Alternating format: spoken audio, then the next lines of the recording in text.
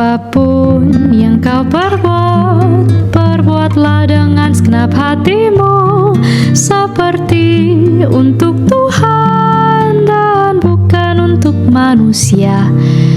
Kerjakan dengan setia apapun yang Ia percayakan, mahkota kehidupan Ia janjikan, Ia janjikan, Ia janjikan bagimu.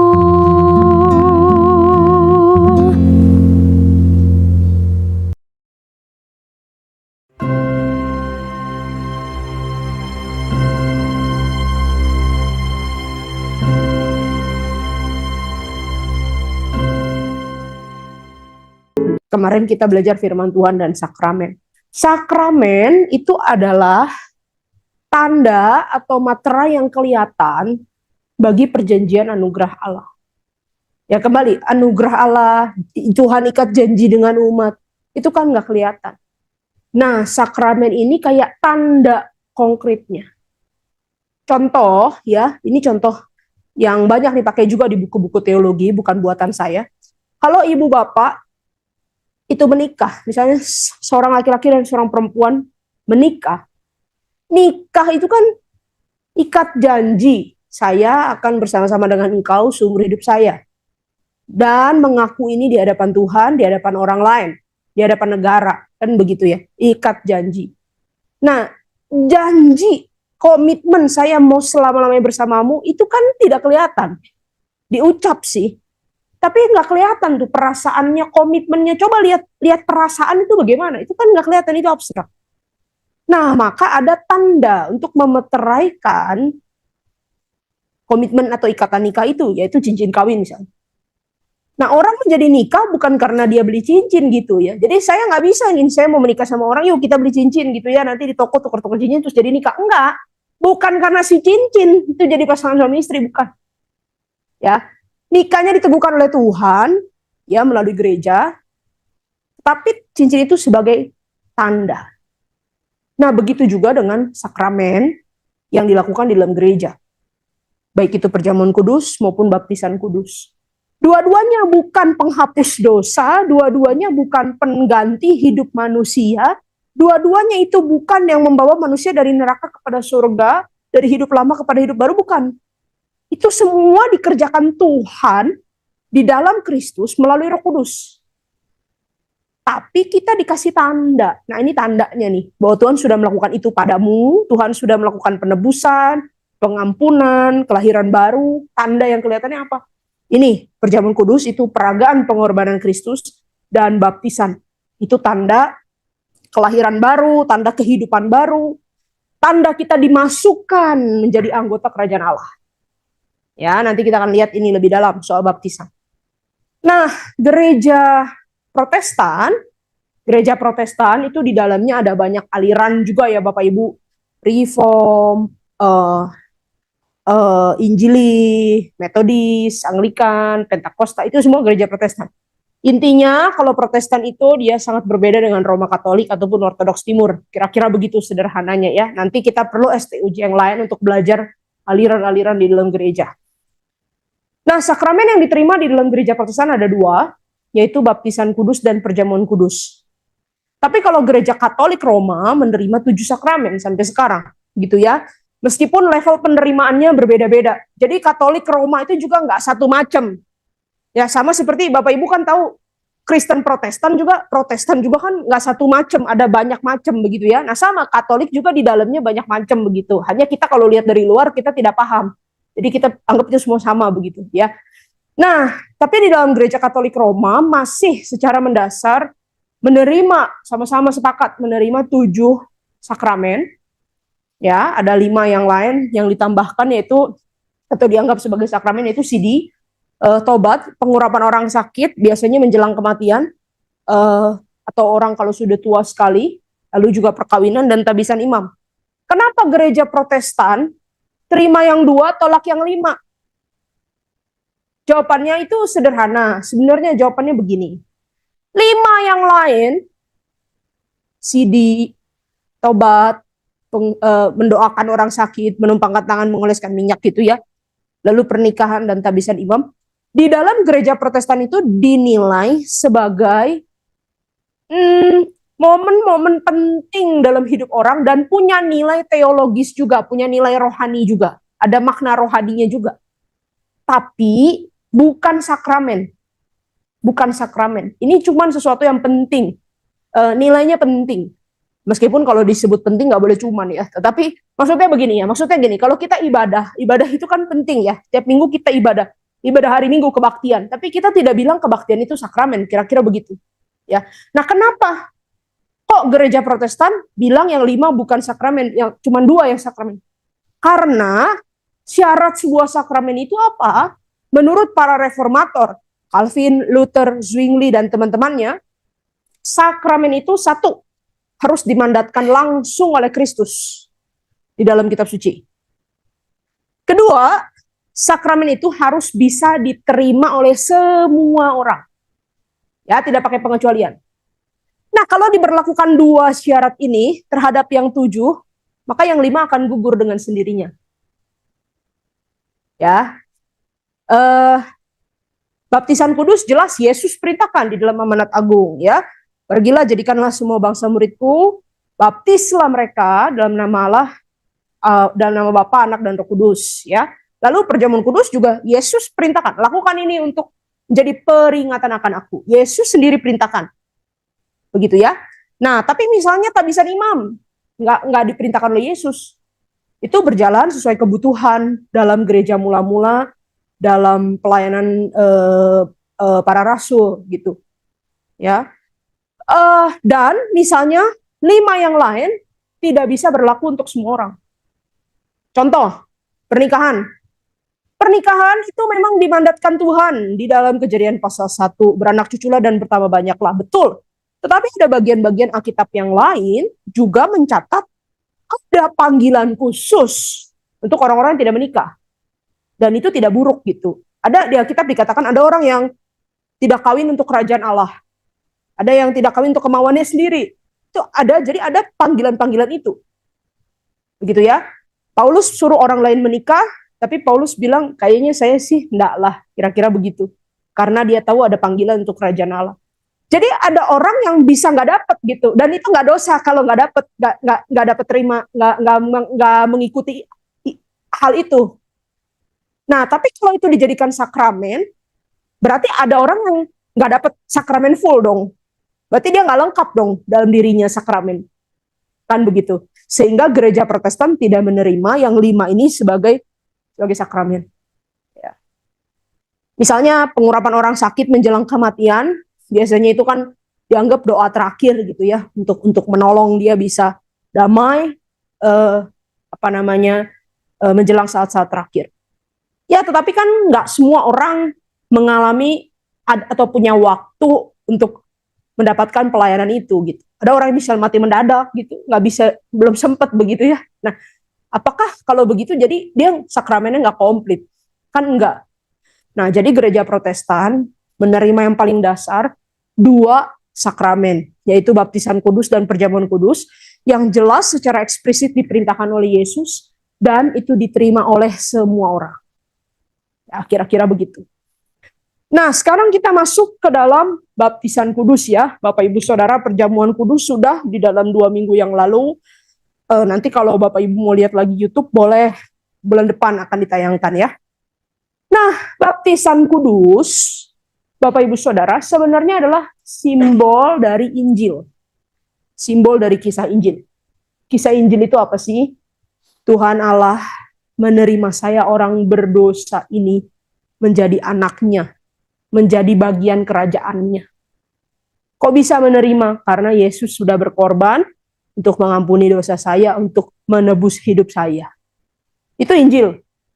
Nah, baptisan itu adalah simbol dari Injil, lambang, gambaran dari Injil.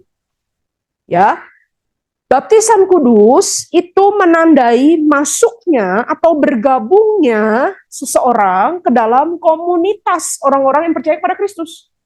Masuknya satu orang ke dalam gereja. Terhisapnya satu orang ke dalam gereja. Maksudnya di sini gereja yang kelihatan, Jadi kalau dibaptis pasti jadi anggota, gitu ya. Dan juga gereja yang tidak kelihatan. Orang yang dibaptis itu dianggap gabung dengan tubuh Kristus di sepanjang abad dan tempat. Ya. Nah, ada beberapa dasar Alkitab tentang baptisan. Yang pertama kita melihat Yesus Kristus sendiri dibaptis menurut tradisi baptisan penyucian orang Yahudi. Nah, ini ada sejarah yang panjang. Ngomong-ngomong memang sih sebenarnya tradisi baptisan yang diterima Yesus itu tidak muncul di Perjanjian Lama. Sebenarnya ini munculnya di masa-masa setelah Bait Allah yang kedua, lalu masa-masa antar perjanjian ya. Kita perlu waktu panjang untuk bahas itu. Tapi intinya itu adalah tradisi penyucian. Baptisan penyucian. Nah, saudara-saudara, pertanyaannya begini. Waktu Yesus dibaptis, dia sebenarnya adalah Tuhan. Dan Yohanes pun tahu bahwa Yesus ini Tuhan. Dia tidak layak, Yohanes tidak layak untuk membaptis Yesus. Tapi kenapa kok Yesus tetap menjalani pembaptisan itu? Nah, sebenarnya ini kisah Injil dibuka dengan sebuah kebenaran yang sangat indah. Yesus itu Allah, dia sudah suci, dia sudah kudus, dia tidak butuh disucikan dari apa-apa lagi. Tapi kenapa dia kok ikut dibaptis? Itu seperti dia menyamakan diri dengan kita. Menyamakan diri dengan orang-orang berdosa. Dan bukankah itu tujuan kedatangan Yesus ke dunia? Menjadi sama dengan saudara dan saya. Sampai akhirnya dia akan mengorbankan dirinya mati di atas kayu salib untuk mengampuni dosa kita, untuk menebus hidup kita. Nah, kemudian di dalam Kisah Para Rasul, kita melihat banyak sekali catatan, pemberitaan Injil, khotbah firman Tuhan, pemberitaan tentang karya Kristus, itu langsung diikuti oleh pertobatan dan baptisan. Ya, contoh di dalam Kisah Rasul 2, setelah Petrus berkhotbah, banyak orang bertobat lalu memberi diri baptis. Ya, lalu Kisah Para Rasul pasal 8, itu pelayanan Filipus, waktu dia mengabarkan Injil, ada orang-orang Samaria yang kemudian percaya lalu memberi diri dibaptis. Lalu Filipus ketemu sida-sida Ethiopia, baca Alkitab tidak mengerti, lalu Filipus bilang, saya jelaskan boleh nggak? Akhirnya dijelaskan, itu cerita tentang Tuhan Yesus. Lalu sida-sida itu bilang, saya percaya kepada Tuhan Yesus, di situ ada air, boleh enggak saya dibaptis? Akhirnya sida-sida Ethiopia dibaptis oleh Filipus. Dan seterusnya, Kisah Rasul 9 itu Paulus dibaptis. Waktu dia sudah dapat perjumpaan dengan Tuhan, lalu dia jadi buta beberapa hari, ya. Setelah itu dia mengenal Kristus dan dibaptis. Ya. Nah, kita melihat saudara di dalam Kisah Para Rasul polanya seperti itu. Ada pemberitaan firman, ada pertobatan yang diikuti dengan baptisan. Dan hal seperti ini diteruskan terus, dilanjutkan terus sepanjang sejarah gereja mula-mula. Misalnya di dalam jemaat di Roma, di Korintus, di Kolose, di Galatia. Itu Paulus itu berulang kali mengatakan jemaat itu adalah orang-orang yang sudah dibaptis di dalam Kristus. Kita buka dua bagian firman Tuhan. Yang pertama Roma pasal 6. Roma pasal 6 ayat 3-4.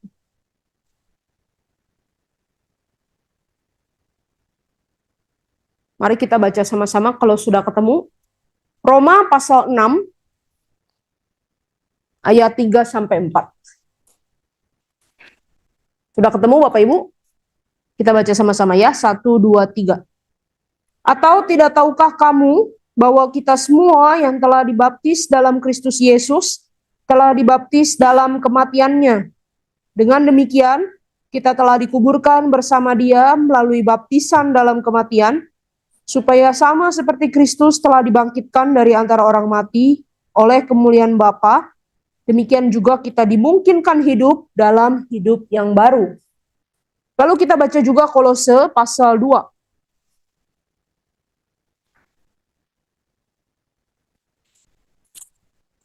Kolose pasal 2, Bapak Ibu, kita baca ayat 11 dan 12. Kolose pasal 2 ayat 11 sampai 12. Sudah ketemu? Kita baca sama-sama ya. 1, 2, 3. Dalam Dia kamu telah disunat, bukan dengan sunat yang dilakukan oleh manusia, tetapi dengan sunat Kristus, yang terdiri dari penanggalan tubuh yang berdosa, Karena dengan Dia kamu dikuburkan dalam baptisan, dan di dalam Dia kamu turut dibangkitkan juga melalui kepercayaanmu kepada kerja kuasa Allah yang telah membangkitkan Kristus dari antara orang mati. Nah, saudara, ini adalah dasar Alkitab tentang baptisan, ya. Nah, ini yang menarik nih, yang agak panjang bahasan kita ya.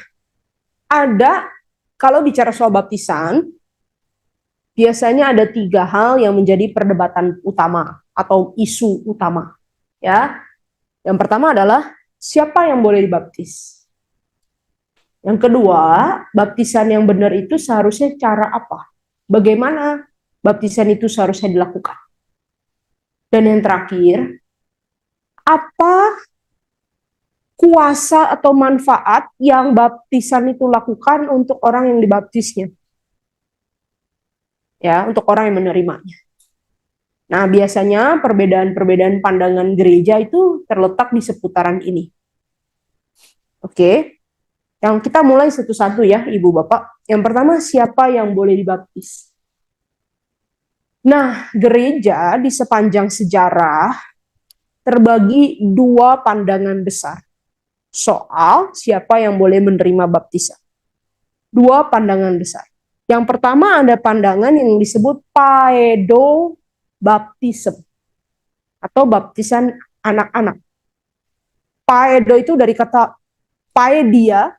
Paedia itu artinya anak-anak. Jadi kalau Bapak Ibu yang kerja di bidang pendidikan, guru, ya, itu suka dengar kata pedagogi, itu juga dari kata paedo, gogia artinya mengajar anak-anak.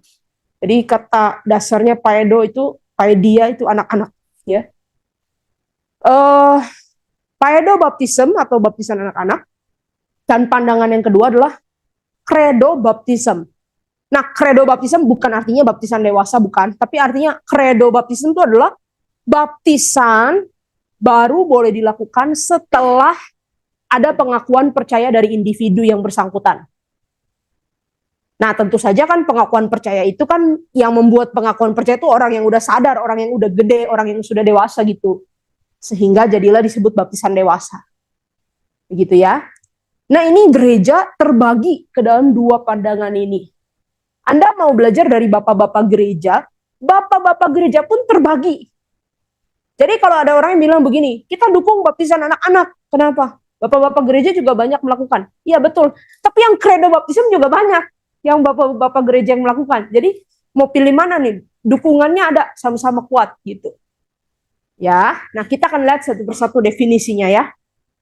Yang pertama, paedo baptism sebenarnya dorongan diberikan kepada orang tua.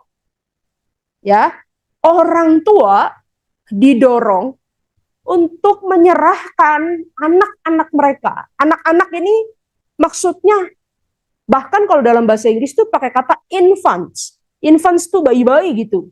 Yang bukan anak-anak toddler yang udah sekolah, enggak, ini bayi-bayi masih kecil gitu ya. Orang tua didorong untuk menyerahkan anak-anak mereka, bahkan bayi-bayi, untuk apa? Untuk dibaptis oleh gereja, untuk dibaptiskan, mendapatkan pelayanan baptisan dari gereja. Nah, baptisan anak-anak ini punya nilai bahwa anak-anak yang lemah dan kecil itu, bayi-bayi itu disambut, diterima jadi warga kerajaan Allah yang sama. Dan mereka juga penerima covenant Tuhan, penerima perjanjian ilahi. Jadi karena Tuhan kan ikat janji kepada umatnya. Ya, Tuhan ikat janji kepada umatnya. Jadi kalau Tuhan ikat janji kepada saya, misalnya sebagai umat Tuhan, maka keturunan saya pun berada dalam perjanjian ilahi. Itu dasar argumennya untuk orang-orang yang menerima paedo baptism. Seperti apa? Seperti perjanjian lama.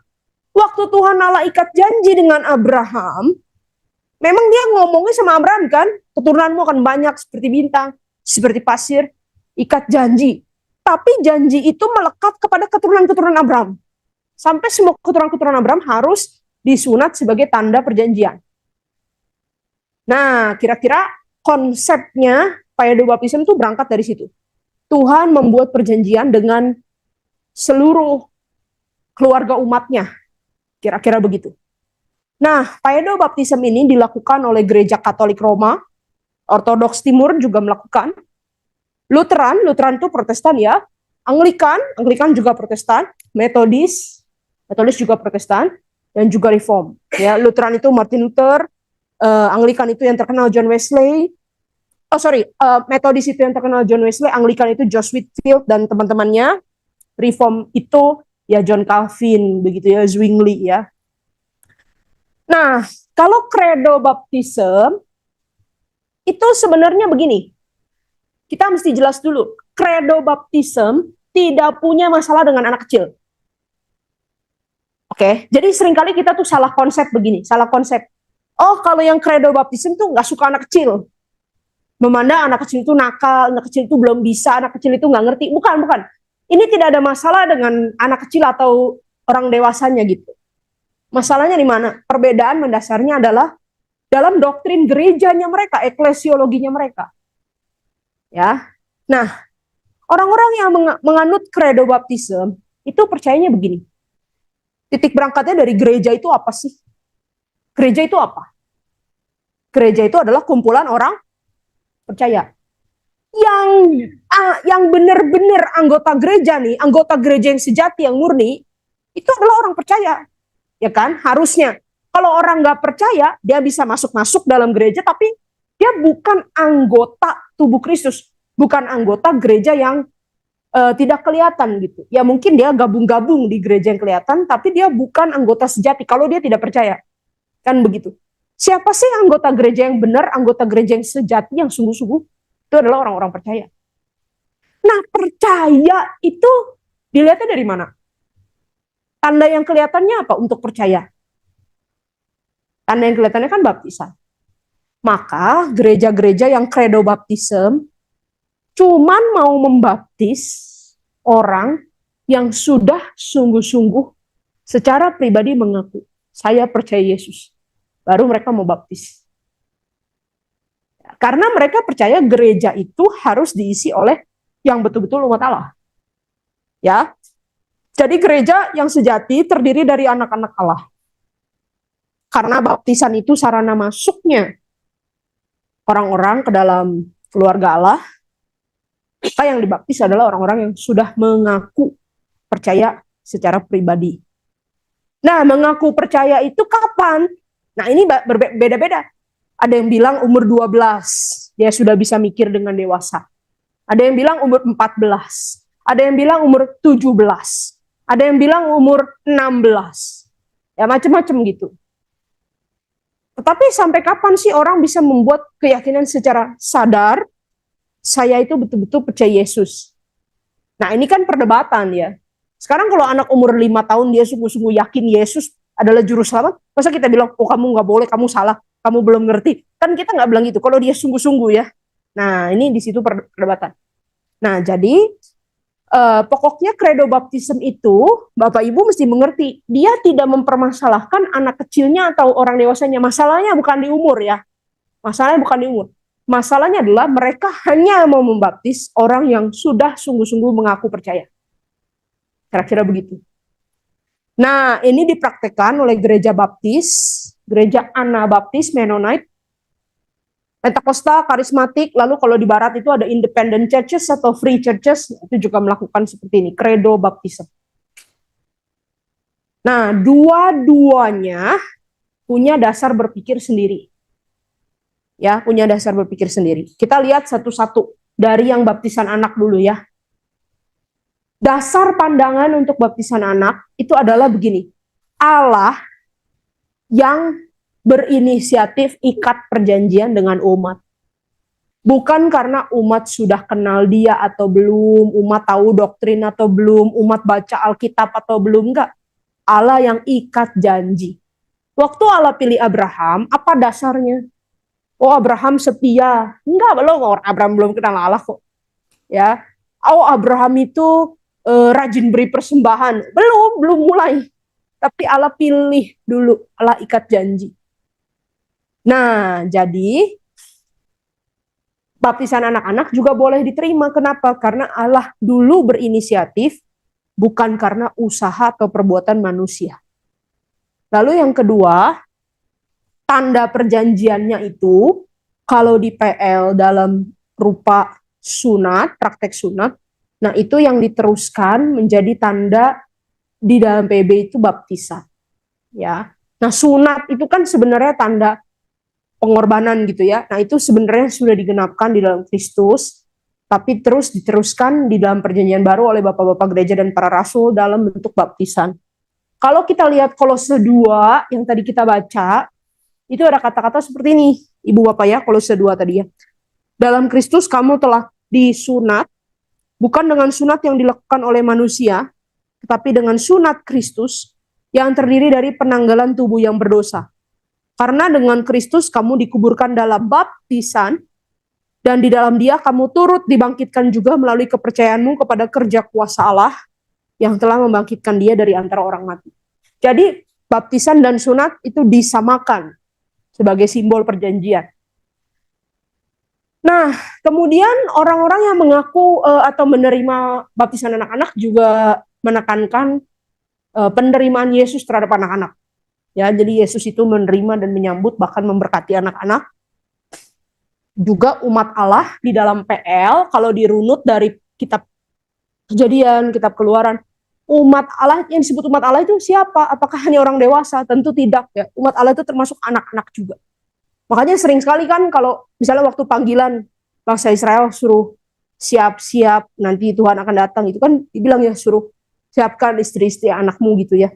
Lalu juga bahkan ternak-ternak, kundik-kundik. Jadi umat itu mencakup keseluruhan. Nah, kira-kira seperti itu.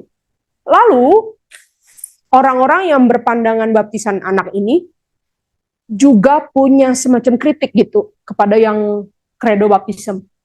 Nah, kalau kredo baptism kan percayanya begini ya. Orang boleh dibaptis di umur tertentu setelah dia mengaku percaya kepada Yesus. Ya, habis itu dibaptis. Misalnya contoh umur 14, dia mengaku percaya kepada Yesus. Atau umur 16, dia mengaku percaya kepada Yesus. Dia boleh dibaptis. Nah, lalu yang baptisan anak-anak bertanya, kalau gitu, dari dia umur sebelum itu, dari dia umur 0 sampai sebelum itu, sampai sebelum 12, sebelum 14, sebelum 16, dia statusnya apa? Dia umat Allah atau bukan? Kalau dia dilahirkan di keluarga Kristen, kita pandang dia umat Allah atau bukan? Jadi ini dibilangnya ini spiritual limbo, nggak jelas gitu. Ya. Nah, tapi yang kredo baptism juga punya pandangan sendiri, yang baptisan pengakuan. Ada pandangan sendiri. Pandangannya apa? Orang-orang dengan pandangan kredo baptism itu mengacu ke kisah para rasul dan melihat bahwa baptisan sejati itu baru terjadi setelah bertobatan, setelah pertobatan. Lihat apa? Lihat pola di kisah rasul tadi.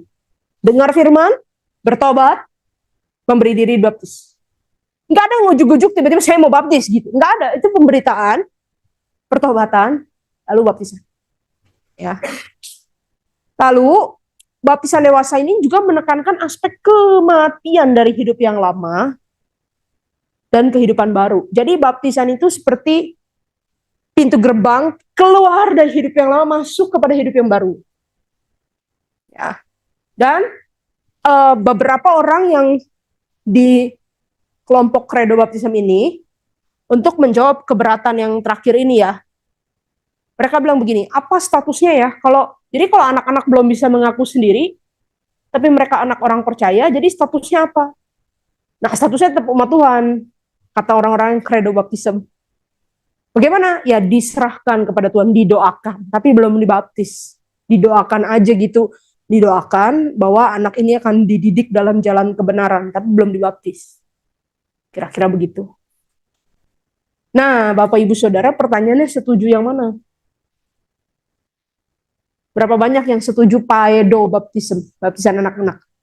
Berapa banyak yang setuju baptisan anak-anak? Berapa banyak yang setuju baptisan orang dewasa atau baptisan pengakuan? Ya, ada juga ya. Nah, Bapak Ibu, ini kalau baptisan anak atau dewasa, bukan persoalan benar atau salah. Bukan persoalan benar atau salah. Kenapa? Karena ini bukan pokok doktrin yang utama.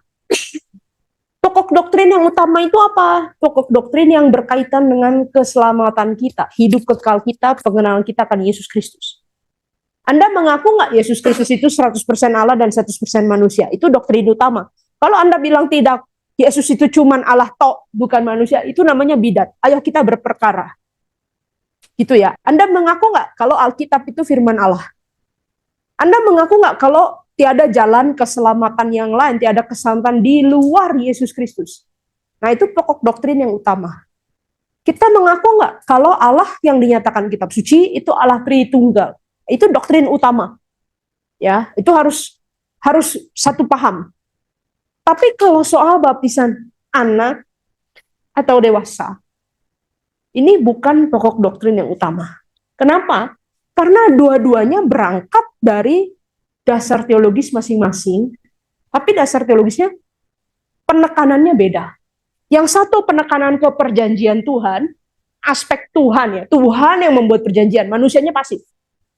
Yang satu menekankan pengakuan percaya manusia. Yang betul juga, ya manusianya aktif. Yang satu lihat dari sudut pandang Tuhan, yang satu lihat dari sudut pandang manusia. Ya kalau diperdebatkan tak ketemu. Nah, jadi ini bukan pokok doktrin yang utama. Kita boleh, ya, gereja-gereja boleh berbeda dalam hal ini. Maksudnya gini, maksudnya adalah begini. Misalnya ya, maksudnya boleh berbeda itu adalah kalau Anda ketemu teman dengan pandangan yang berbeda gini, jangan dibilang sesat. Itu gak sesat. Itu hanya berbeda saja. Gitu. Ya. Nah, gereja reform khususnya ya misalnya GKM Hosana ya. GKM Hosana itu gereja reform. Kalau gereja Injili, bahkan ada juga gereja-gereja Injili yang mengaku baptisan dewasa. Tidak membaptiskan anak-anak, menyerahkan anak-anaknya. Ada beberapa, contohnya gereja Kalam Kudus itu tidak membaptiskan anak-anak. Itu menyerahkan anak-anak lalu nanti dibaptisnya waktu dewasa gitu. Tapi kalau gereja GKM Hosana, gereja reform, apa sih bedanya reform sama Injili? Nanti kita punya sesi yang lain ya. Tapi singkatnya begini, Injili itu payung yang besar. Nah, dalam Injili ada sub-subnya. Reform, Metodis, Anglikan, nah itu sub-subnya. Bahkan Pentakosta juga bagi saya termasuk Injili sih. Itu Pentakosta tertentu gitu ya. Nah, jadi kalau gereja reform kita menerima baptisan anak-anak. Apa dasarnya? Nah, ini bedanya gini ya. Ibu bapak harus bedakan begini. Kalau gereja Protestan kan tadi katakan menerima berapa sakramen? 2 sakramen kan? Gereja Katolik berapa? 7. Nah, tapi kalau gereja Protestan menerima 2 sakramen, yang 5 itu kita apakan? Yang 5 itu kita apakan? Kita tolak. Kita bilang itu bukan sakramen, kita tidak percaya itu sakramen. Itu cuma sesuatu yang penting dalam kehidupan bergereja, dalam kehidupan rohani, yang boleh dilakukan, tapi itu bukan sakramen. Nah, itu tegas tuh penilaiannya, terima atau tolak gitu ya. Nah, kalau ini levelnya agak beda. Dengan saya mengatakan saya menerima baptisan anak, itu bukan berarti saya mengkondem, menghujat baptisan dewasa, bukan. Ini hanya saya tidak memilih. Itu. Jelas ya, menolak sama tidak memilih itu beda ya, degree-nya beda ya. Anda menolak tuh keras, saya bilang itu salah, tapi kalau tidak memilih, ya itu ada benarnya, tapi saya nggak mau aja, bukan itu tidak sesuai dengan saya. Kira-kira begitu. Ya. Nah, jadi orang-orang reform itu menerima baptisan anak-anak dan tidak memilih baptisan dewasa. Ya. Kenapa? Dasarnya. Yang pertama adalah tentu saja karena teologi paedobaptism, teologi baptisan anak-anak itu lebih menekankan perjanjian Tuhan.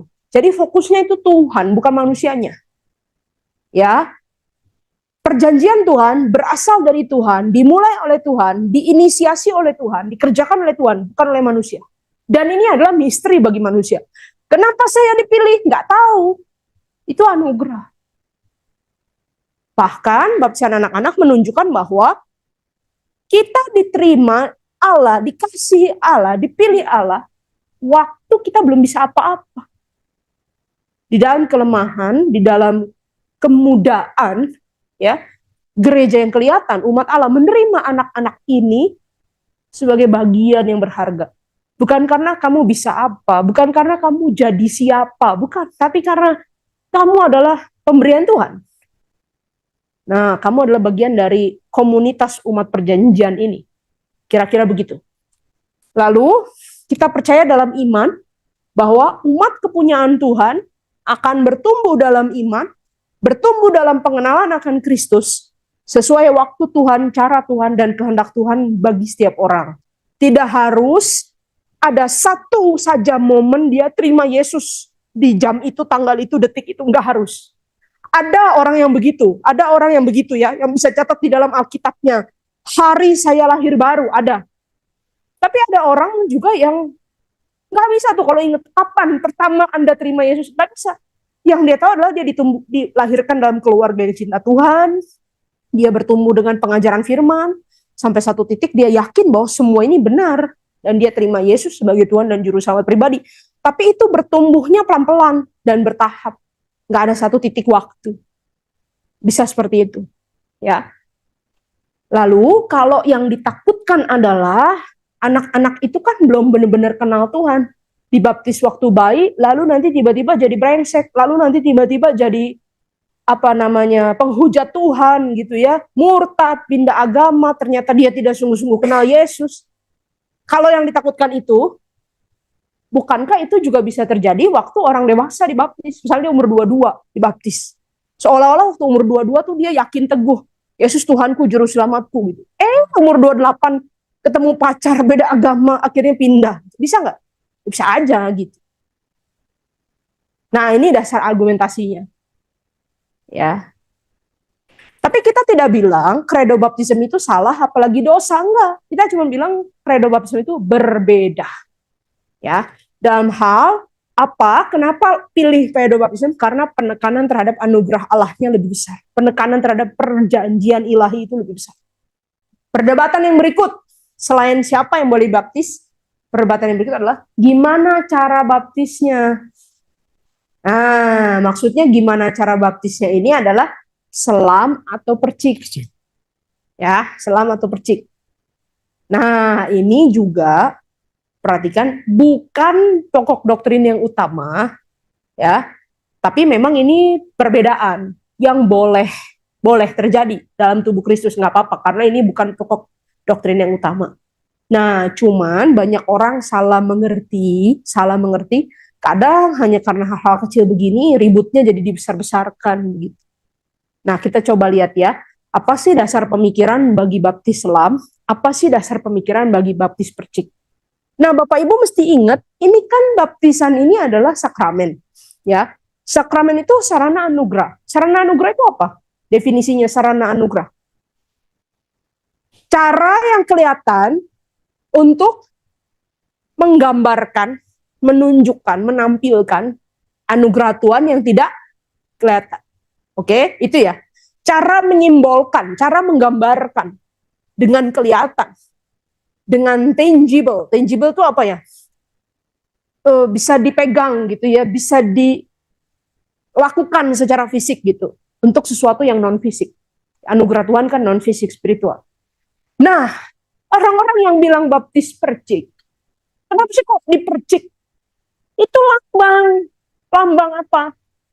Lambang di perjanjian lama dulu itu anak domba darahnya dipercikan, ya, kepada umat Tuhan, kepada ambang pintu, gitu ya, pemercikan gitu.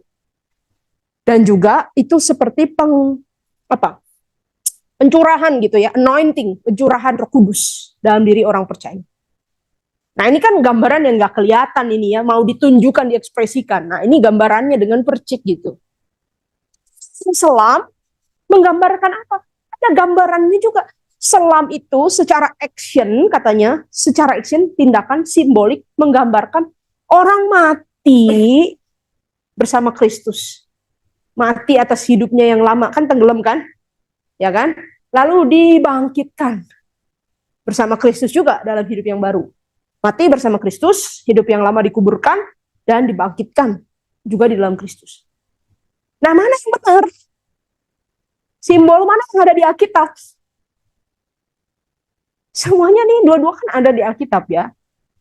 Nah, jadi ya ini upaya manusia yang terbatas untuk mengkonkretkan misteri Tuhan yang tidak terbatas. Jadinya tidak sempurna. Seperti itu. Nah, sebenarnya kalau dilihat kata membaptis itu apa sih? Nah, kata baptis itu bahasa Yunani. Baptizo, baptisma, baptismus itu sinonim. Artinya apa? Terjemahannya bisa macam-macam, bisa banyak. Bisa mencelupkan. Mencelupkan itu ya seperti kain ya. Itu loh, di dalam Alkitab suka ada, kalau di PL tuh ada bahasa Ibrani yang meskipun apa namanya kain yang kotor begitu ya, tetapi dicelupkan begitu ya, lalu itu menjadi putih, kira-kira begitu ya. Nah, ada gambaran mengubah sesuatu yang kotor menjadi sesuatu yang bersih, gitu ya. Nah, lalu mencuci atau washing, membersihkan, ya, menyucikan, cleansing, dan juga masuk ya, immerse. Nah, bagi beberapa orang-orang yang tafsir secara ekstrim, ada yang bilang begini, tuh, kan katanya celup kan seperti kain, jadi harus tenggelam. Kalau belum masuk ke badan, belum masuk itu belum boleh, berarti. Nah, ada yang bilang begitu. Lalu bilang ini kan immerse. Immerse itu artinya masuk gitu. Kalau dipercik, gimana masuknya? Nah, tapi kalau mengerti kata baptisan ini dalam konteks ayat-ayat Alkitab, ya konteks teologisnya, sebenarnya yang dimaksudnya mencuci itu atau membersihkan itu maksudnya apa? Dari dosa. Dan masuknya itu bukan masuk ke air, tapi masuk itu adalah masuk ke Kristus. Menyatu dengan Kristus. Nah, dalam perjanjian baru Paulus tuh konsisten pakai kata kita dibaptis di dalam Kristus, dibaptis di dalam Kristus. Maksudnya apa? Roh kita dipersatukan dengan Kristus. Bukan masalah fisiknya saja dimasukkan ke dalam air begitu ya. Nah, itu salah kaprah. Nah, baik baptisan selam maupun baptisan percik itu punya lambang teologisnya sendiri-sendiri. Masing-masing tidak utuh, ini menggambarkan upaya kita manusia yang terbatas untuk memahami anugerah Tuhan yang tidak terbatas, yang tidak kelihatan. Ya. Lalu ayat-ayat yang menunjukkan ada air, nah ini biasanya kan orang yang bilang baptisan selam itu mengacunya ke, misalnya Yesus dibaptis di sungai Yordan. Lalu sida-sida itu, tanya sama Filipus kan, itu ada air, saya boleh baptis enggak? Kan akhirnya boleh gitu ya. Lalu diasumsikan karena masuk ke air maka ditenggelamkan, diselam gitu. Tapi sebenarnya tindakan masuk ke air atau masuk ke sungai itu di Alkitab tidak selalu atau tidak ada direct arah itu penyelaman gitu. Belum tentu dia ditenggelamin. Bisa aja kan, ini argumentasinya para sarjana biblika ya, karena kita mereka-reka konteks historis waktu itu. Dibawa nih ke tengah-tengah sungai, tapi sama-sama berdiri. Ya, misalnya Yohanes Pembaptis dengan Yesus, berdiri di tengah sungai, lalu airnya diambil, lalu dipercikan di kepalanya misalnya. Bisa kan begitu? Bisa aja. Ya belum tentu itu masuk ke air itu pasti diselam kan, ditenggelamkan kan, belum tentu gitu. Nah, ini yang memang agak susah kalau perdebatan begini ya, karena kita tidak melihat bentuk historisnya pada waktu itu. Ya. Tapi yang mau saya tekankan apa? Soal baptisan percik atau selam itu adalah pokok doktrin yang sekunder. Tidak perlu diperdebatkan dan tidak mengganggu esensi atau inti berita Injil Kristus. Sejauh gereja itu melakukan baptisan yang benar. Baptisan yang benar itu gimana?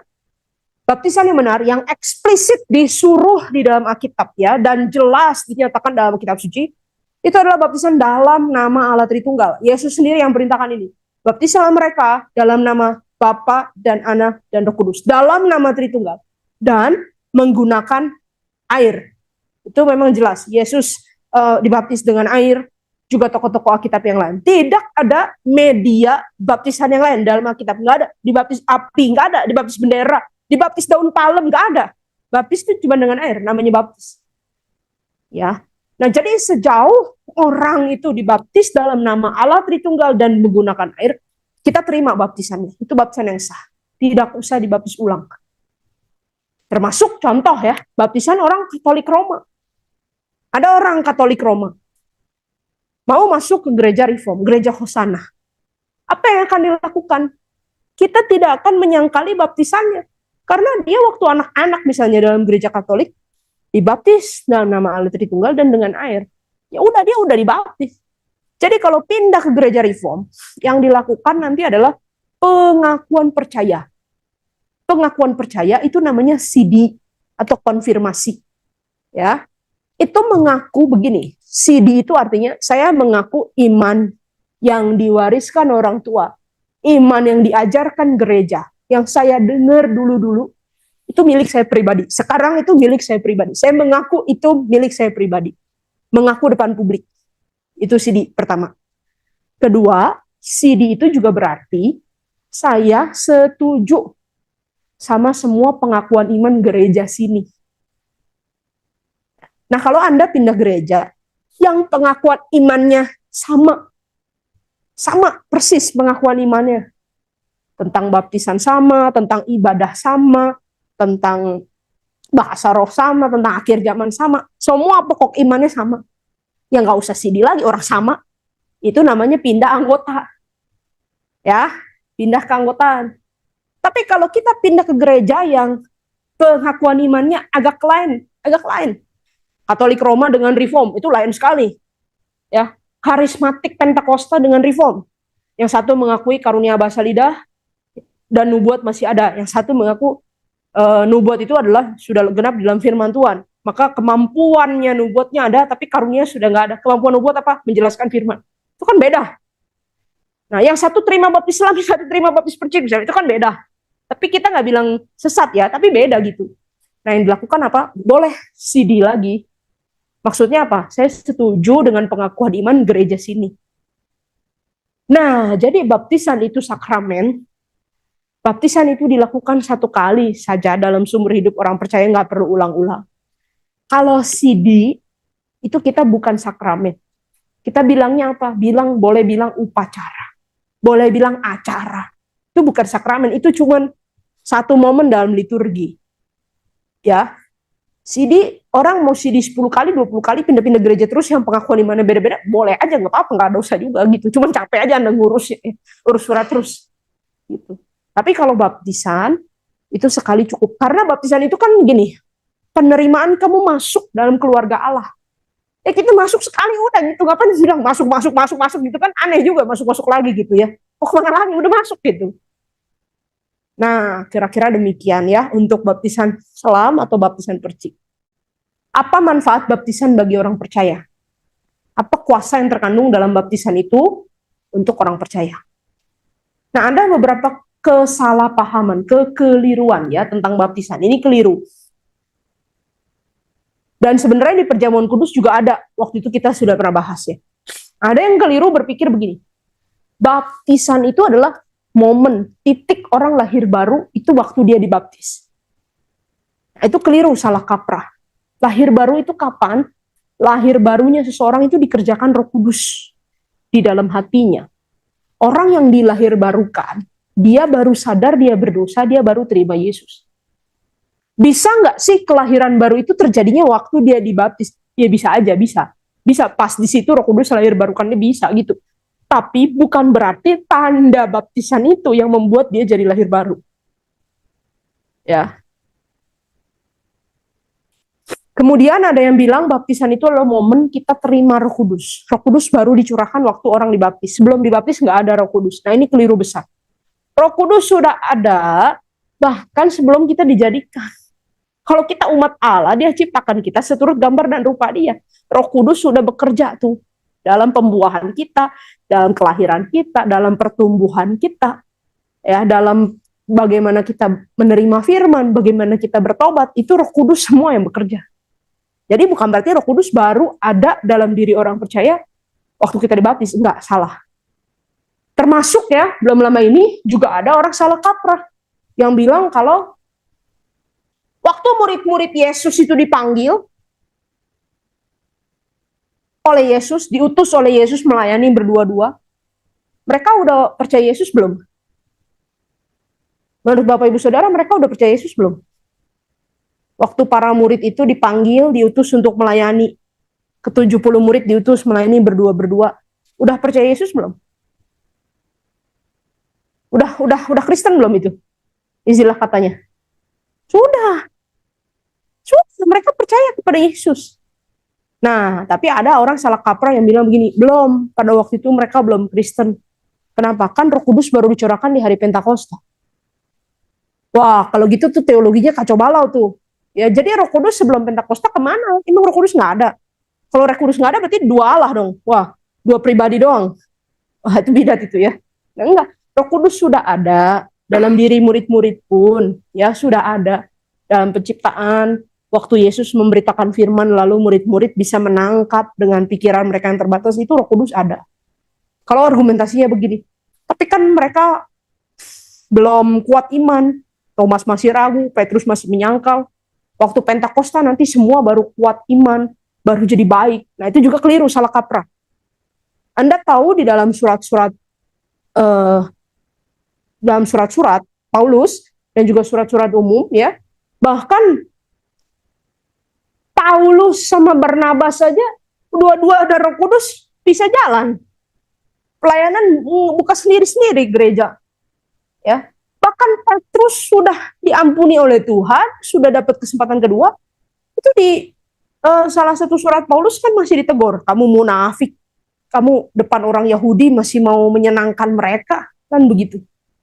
Jadi jangan berpikir setelah ada Roh Kudus kita jadi sempurna, tidak gagal lagi. Oh, kalau masih gagal tuh berarti nggak ada Roh Kudus gitu. Ya itu teologinya kurang solid gitu ya. Nah, jadi kembali, kalau orang dibaptis, apakah di situ Roh Kudus dicurahkan? Bukan. Roh Kudus itu sudah menyertai umat Allah bahkan sejak kekekalan. Ya, waktu kita dilahirbarukan, yang melahirbarukan kita siapa? Roh Kudus.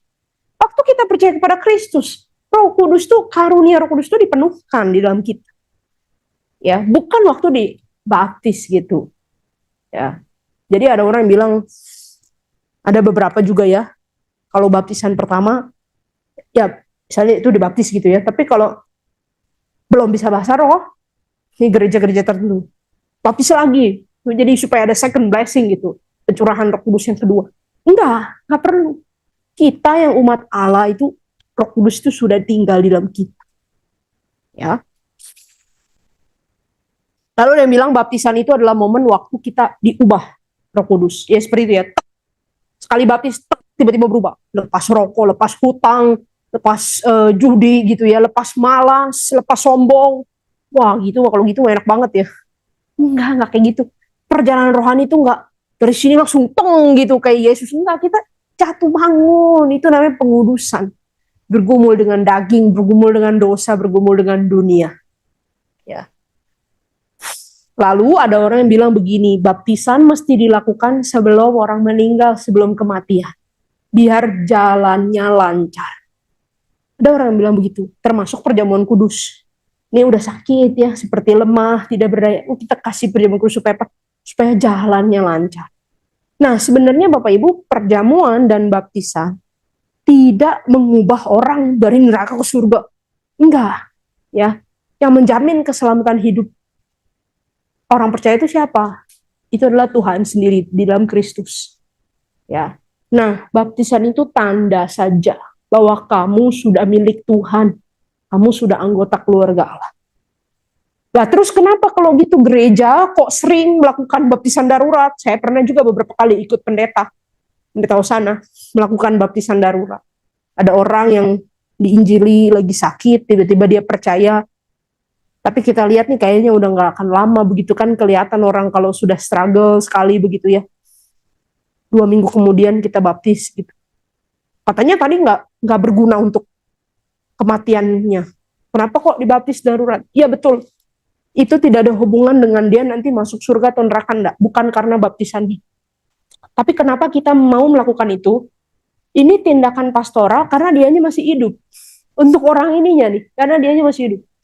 Kalau dengan dibaptis, dia menerima peneguhan. Kamu sekarang milik Kristus. Kamu sekarang umat Allah. Dia jadi tenang dalam hidup. Itu kan baik gitu. untuk hidup dia, bukan untuk mati dia. Kita yakin kalau udah percaya Yesus, mau mati sekarang, mau mati 3 hari lagi, mau mati tahun depan, udah itu nggak dibaptis ataupun dibaptis. Orang yang di sebelah salib Tuhan Yesus nggak sempat dibaptis ya, percik atau celup, nggak sempat. Tapi Tuhan Yesus sempat memberikan peneguhan buat dia. Hari ini juga, kamu bersama-sama dengan saya di Firdaus. Kalau orang butuh peneguhan itu waktu dia hidup, kita boleh beri. Itu namanya pelayanan pastoral. Tapi nggak ada hubungan dengan dia akan masuk surga atau neraka. Ya, jelas di sini ya, Ibu Bapak ya.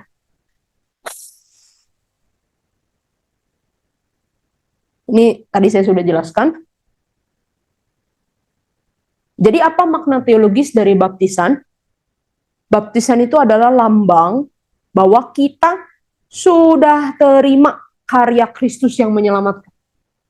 Mulai dari Yesus mengampuni segala dosa kita, Yesus menyucikan kita, Yesus mempersatukan kita dengan dirinya di dalam kematian dan kebangkitannya, juga Yesus memberikan kita hidup yang baru. Kita sudah terima semua ini, itu tandanya. Lalu juga baptisan merupakan tanda bahwa kita dimasukkan, diinkorporasikan, diinclude di dalam bagian dari gereja yang kelihatan.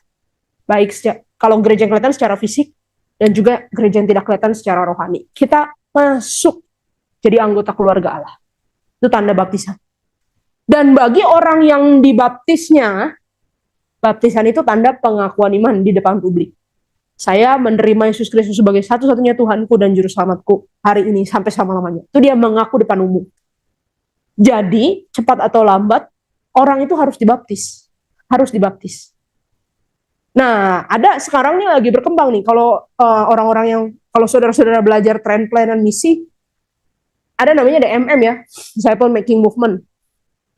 Jadi misalnya menginjili ke daerah-daerah yang tinggi resiko, atau yang kepercayaan lain, menginjili tentu dengan cara tertentu, beda dengan cara yang bisa bebas gitu ya. Ini mungkin dengan cara yang lebih hati-hati, lebih halus. Lalu ketika orang itu sudah percaya Yesus, dia boleh tetap dengan kostum lamanya, cara ibadah lamanya, budaya lamanya, boleh gitu. Nah, memang ada ruang untuk itu. Nggak langsung dia itu dipindah gitu ya, saya Kristen, ya nanti dia mati gitu ya, siapa yang mau tanggung gitu ya. Nah, tentu perlu hikmat. Tapi yang saya tolak adalah pandangan yang mengatakan bahwa selama-lamanya begitu juga nggak apa-apa. Selama-lamanya begitu nggak apa-apa, nggak usah dibaptis nggak apa-apa. Nah itu saya tolak, nggak setuju. Tetap bagaimanapun di kitab suci juga dikatakan, kalau orang menerima aku harus mengakui aku di depan publik. Nah, cuman pertanyaannya kan, ngakunya kapan, caranya bagaimana, itu perlu hikmah. Jadi misalnya gini, dia udah percaya boleh dibaptis 7 tahun lagi, ya boleh-boleh aja gitu. Tapi tetap satu poin, harus sampai pada titik saya harus mengaku depan umum, nggak bisa terus menyembunyikan diri seperti itu, nggak bisa. Hanya untuk keamanan pribadi gitu. Tapi tentu kita punya hikmat, kita siapkan doa, jalin hubungan dengan keluarganya, siapkan tempat singgah. Nah itu juga perlu gitu, ya. Banyak pelayanan misi yang tidak hikmat juga. Sekarang juga kamu ngomong sama keluargamu, kalau enggak kamu tuh nggak sejati imanmu. Ya susah, kalau gitu pelayanan digempur. Ya iyalah, jangan salah nanti kalau ormas menyerang gereja gitu ya, kalau nggak ada hikmat juga. Ya, nah di sini perlu adanya hikmat, tapi ada ketegasan teologis juga. Oke?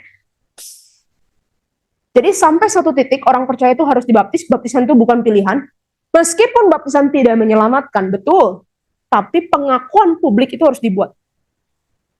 Seperti yang beberapa waktu lalu saya contohkan. Contohnya begitu ya, suami istri menikah bukan karena cincin.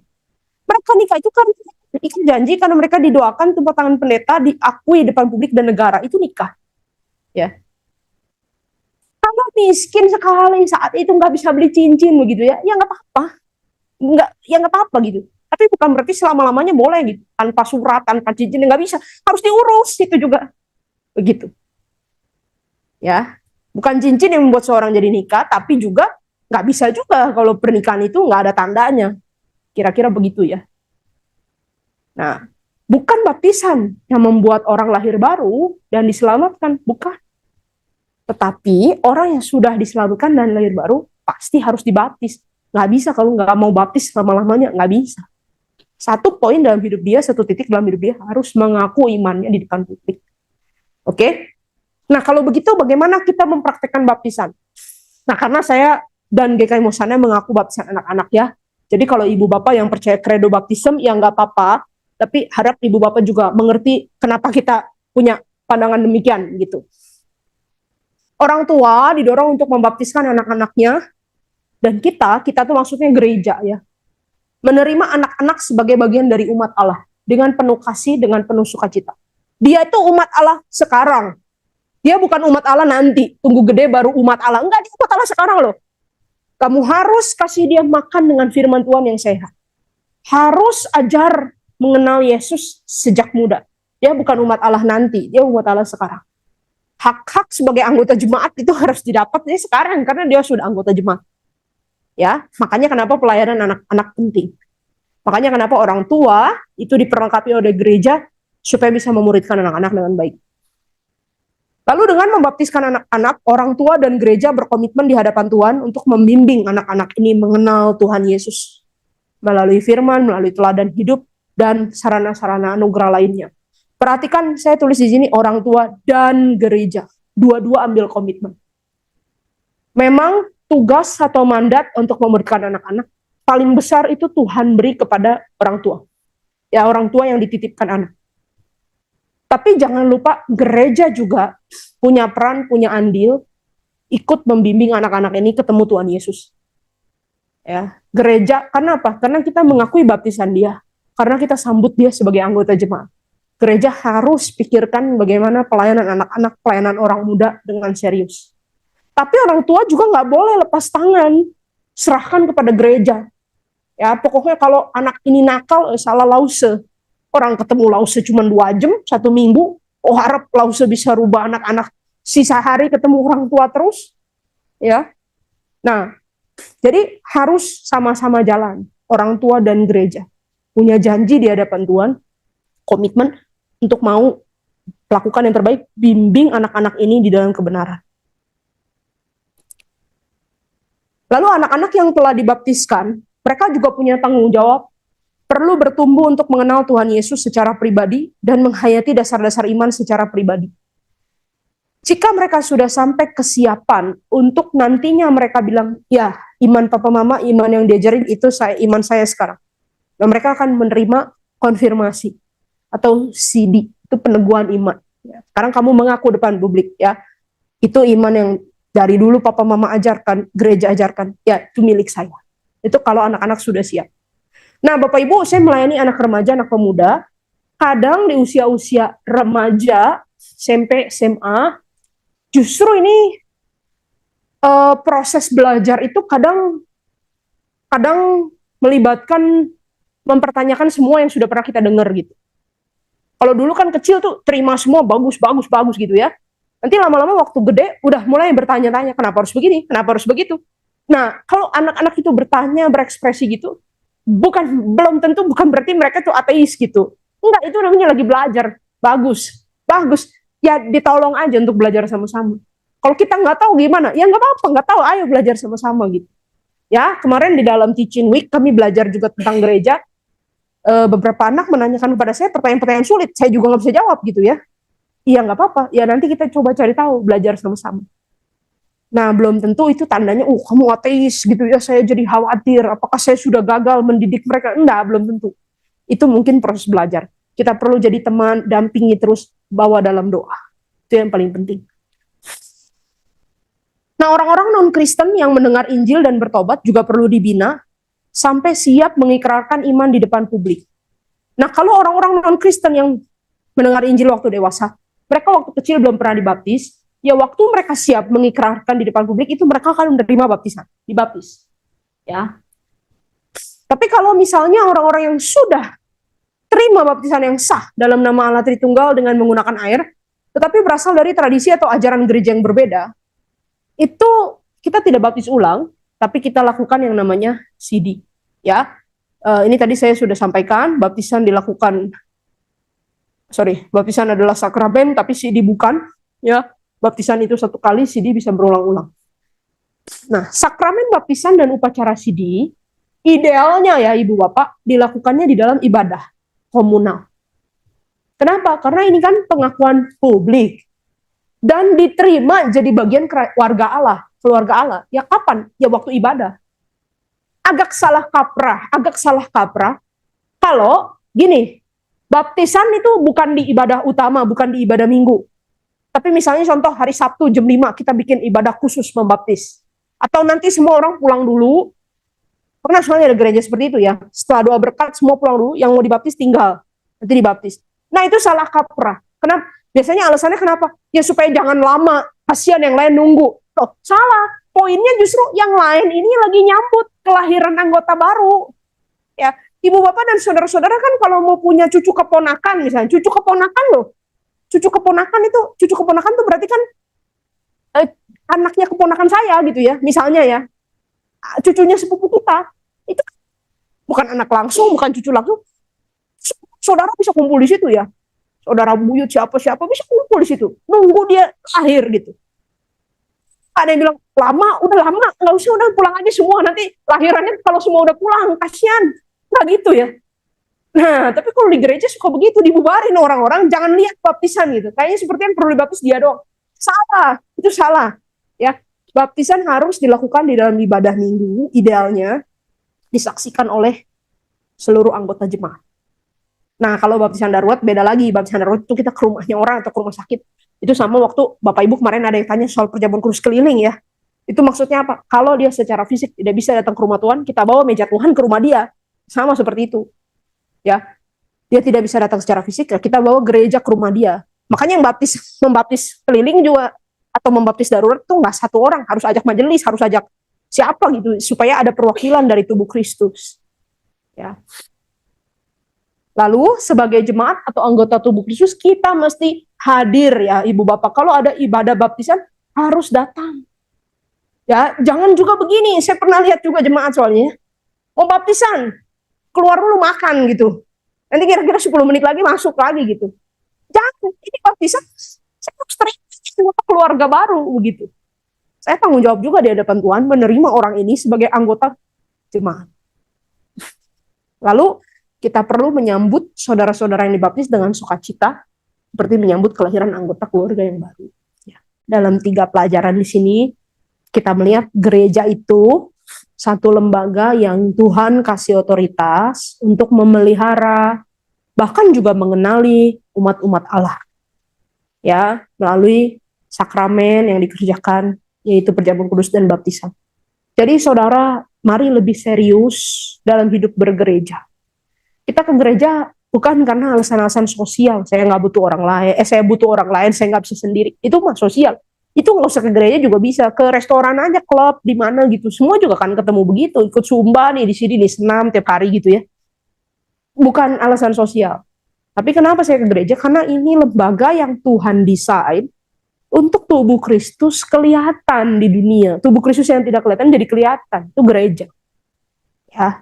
Nah, kalau Bapak Ibu belum mengurus keanggotaan Ibu Bapak di gereja mana-mana, coba gumulkan dengan serius. Ya, Ibu Bapak perlu mengurus keanggotaan. Kenapa? Bukan karena supaya nanti saya mati ada yang layanin itu. Enggak. Percayalah, Anda mati itu tetangga pasti layanin, mungkin enggak, pasti ada. Ya, bukan hanya itu. Tapi karena gereja itu merekognisi, mengenali ya, mana yang umat Allah, mana yang bukan itu. Nah, keterikatan saya di dalam gereja itu bentuk yang kelihatan dari iman saya yang tidak kelihatan kepada Tuhan. Seperti itu. Jadi silahkan Anda bergumul untuk memproses keanggotaan, dan kalau sudah menjadi anggota di satu tempat, berilah diri kita digembalakan di gereja tersebut. Ya, tentu karena banyak alasan, bisa jadi kita tuh digembalakannya oleh gereja yang lain, bukan gereja yang kita beranggota. Ya, misalnya jarak rumah, misalnya pindah kota, misalnya ajaran yang lebih memberkati, bisa, ya itu nggak apa-apa gitu. Ya, tapi bukan berarti Anda jadi putus hubungan secara penuh dengan gereja yang Anda tercatat sebagai anggota. Kalau mau begitu, saya nggak mau lagi jadi anggota sini, mau ke yang lain aja, ya urus keanggotaannya gitu, nggak apa-apa. Seperti itu. Ya. Kristus darah